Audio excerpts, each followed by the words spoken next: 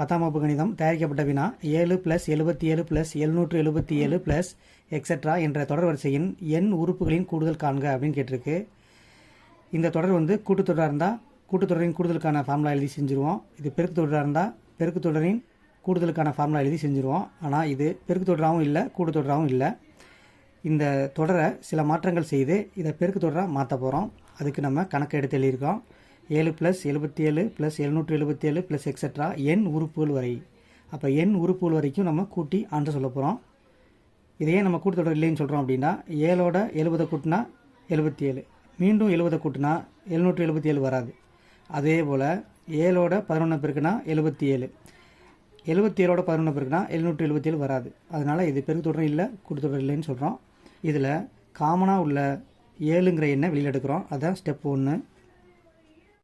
அப்போ ஒரு எண்ணை காமனாக வெளியே எடுத்துட்டா மீதம் இருக்கிறது 1 + 11 + 111 + எக்ஸெட்ரா எண் உறுப்புகள் வரை. அதை சுருக்கமாக எண்ணுன்னு போட்டுக்கலாம். இப்போவும் இந்த தொடர் வந்து கூட்டுத்தொடராகவும் இல்லை பெருக்கு தொடராகவும் இல்லை.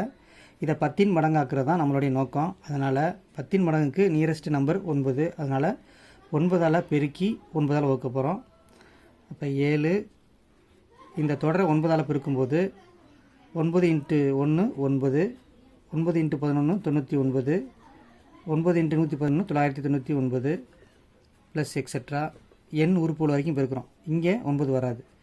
இந்த தொடரை தான் பெருக்கிறோம். எண்ணுங்கிறது உறுப்புகளின் எண்ணிக்கையை சொல்கிறது. இப்போ நீங்கள் நினைக்கலாம் நிறையா 9 வந்திருக்கு அப்படின்ட்டு. ஆனால் நம்ம ஒரே ஒரு 9 வச்சு தான் இந்த தொடரை பெருக்கணும். அப்போ மதிப்பு மாறாமல் இருக்க அதே 9 வச்சு வகுக்க போகிறோம். இப்போ நம்ம 9 10இன் மடங்கு வர்றது மாதிரி பிரிச்சுக்க போகிறோம். அப்போ 9 10 வர்றது மாதிரி எப்படி பிரிக்கலாம்டா 10 - 1, 10ல் 1 கழிச்சா தான் 9. அதே போல் 99 10இன் மடங்காக எப்படி பிரிக்கலாம் அப்படின்னா 100ல் 1 கழிச்சா 99. 999 எப்படி பிரிக்கலாம் அப்படின்னா 1000ல் 1 கழிச்சா 999 + எக்ஸெட்ரா எண் உறுப்பு வரை. இப்போ நம்ம 10 100 1000 தனியாகவும் 1 1 1 தனியாகவும் பிரிச்சுக்க போகிறோம். அப்போ 10 + 100 + 1000 + எக்ஸெட்ரா எண் உறுப்பு வரைக்கும் இது தனியாக இருக்குது.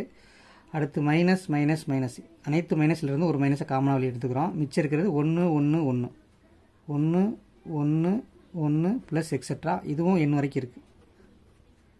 இந்த ப்ராக்கெட்டை க்ளோஸ் பண்ணிக்கிறோம். இங்கே கவனித்து பார்த்தீங்கன்னா 10 100 1000 அண்டு ஸோ ஆன் இதே மாதிரி இருக்குது. அப்போ 10 10ஆல் பெருக்குனா 100, 100 10ஆல் பெருக்குனா 1000. அப்போ இது ஒரு பெருக்கு தொடராக இருக்குது. அப்போ பெருக்கு தொடரின் கூடுதலுக்கான ஃபார்முலா நமக்கு தெரியும். அதன்படி இதை வந்து கூட்டி ஆன்சர் கண்டுபிடிக்க போகிறோம். அப்போ இங்கே முதல் உறுப்பை ஏன்னு சொல்கிறோம். ஏ வந்து 10, பெருக்கு விகிதம் R = T2/T1. அப்போ இரண்டாவது உறுப்பை முதல் உறுப்பால் வகுத்தீங்கன்னா ஒரு 10 10 ஒரு 10 10. அப்போ ஆன்சர் 10. அப்போ ஏக்கு பதிலாக 10 எழுதுகிறோம், ஆருக்கு பதிலாக 10 எழுதுகிறோம். இந்த 10லேருந்து 1 கழிச்சா 9. அப்போ நம்ம 10லேருந்து எண் வரைக்கும் உள்ள எண்களை கூட்டும்போது நமக்கு வந்த விடையை இங்கே எழுதுகிறோம்.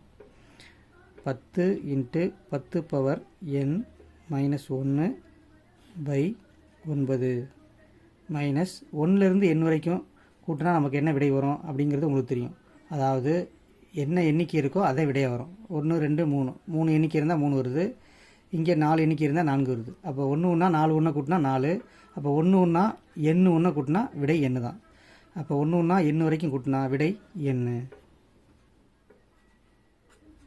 இப்போ இதோடையும் கணக்கை முடிக்கலாம். அல்லது இந்த 7/9 பெருக்கியும் நம்ம கணக்கை முடிக்கலாம். அப்போ 7 உள்ளே பெருக்க போகிறோம்.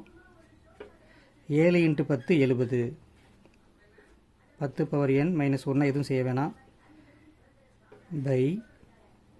/9981.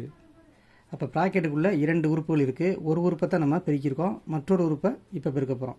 அப்போ 7 × n 7 n, இந்த எண்ணுக்கு கீழே 1 இருக்குதுன்னு அர்த்தம். அப்போ 9 × 1 9. இதுதான் ஃபைனல் ஆன்சர்.